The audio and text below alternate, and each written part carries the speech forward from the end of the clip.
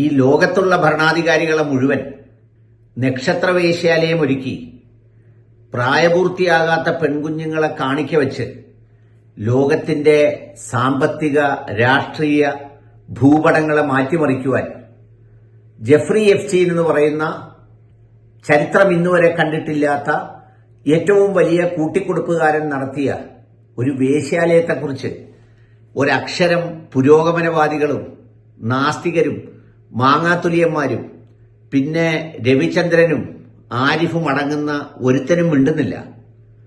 ഇവനൊക്കെ നൂറ്റാണ്ടുകൾക്ക് മുമ്പ് പ്രവാചകനായ മുഹമ്മദ് നബി സല്ലല്ലാഹു അലൈഹി വസല്ലമ വിവാഹം കഴിച്ച അദ്ദേഹത്തിന്റെ ഭാര്യയുടെ പ്രായം, ആ പ്രായത്തിന്റെ തർക്കങ്ങൾ ഉണ്ടാക്കി അങ്ങനെ വിവാഹം കഴിച്ച ആ ഭാര്യയ്ക്കോ അന്നത്തെ സമൂഹത്തിലോ കഴിച്ചു കൊടുത്തവർക്കോ ആർക്കും പ്രശ്നങ്ങളില്ലെങ്കിലും ഇന്നും നാടുനീളെ നടന്ന് ചൊറിഞ്ഞ് നവനാസ്തികത എന്ന പേരിൽ ചെള്ളിനെ ഇളക്കി കളയുന്ന ഒരുത്തനെങ്കിലും ഒരക്ഷരം മിണ്ടുന്നു നോക്കിയേ.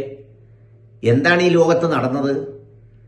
മൊസദ് എന്ന് പറയുന്ന സംഘടനയുടെ ഏറ്റവും പ്രധാനപ്പെട്ട പങ്കാളികളിൽ ഒരാളാണെന്ന് അവകാശപ്പെടുന്ന ഈ നക്ഷത്രവേശ്യാലയം നടത്തിയ കൂട്ടിക്കൊടുപ്പുകാരൻ ലോകത്തിലെ എല്ലാ ഭരണാധികാരികളെയും ലോകം ബഹുമാനിക്കുന്ന കച്ചവടക്കാരെയും അടക്കം അവിടെ കൊണ്ടുവന്ന് കാഴ്ചവെച്ച പെൺകുഞ്ഞുങ്ങളുടെ പ്രായം എത്രയാ? എന്തെല്ലാം ഗതികേടുകളാണ് അവർ ചൂഷണം ചെയ്തത്? ഏതെല്ലാം രാജ്യത്തുള്ള കുഞ്ഞുങ്ങളെയാണ് കൊണ്ടുവന്നത്? എന്നിട്ട് അവൻ മിണ്ടുന്നോ?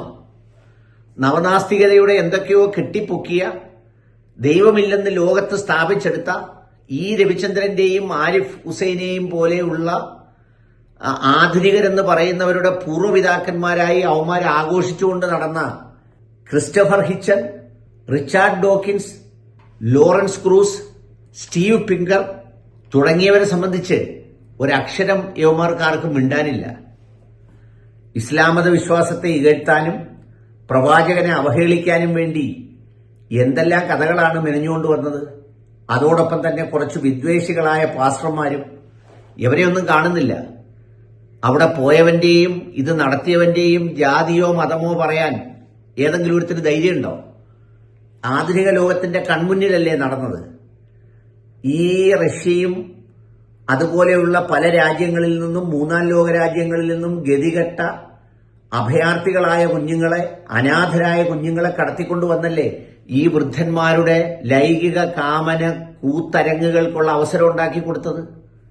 അതിന്റെ ധാർമ്മികതയും നൈതികതയും ഇവൻ വിശദീകരിക്കണ്ടേ? ലോകത്തുള്ള നവനാസ്തികരെന്ന പേരിൽ ആഘോഷിക്കുന്ന ഇസ്ലാം മതത്തെ പിന്നെ അപമാനിക്കാൻ ശ്രമിക്കുന്നവരെന്തേ ഇതിനെക്കുറിച്ച് മിണ്ടാത്തത്? അവിടെ പോയവരാരണ്ട് മോശക്കാരാണോ?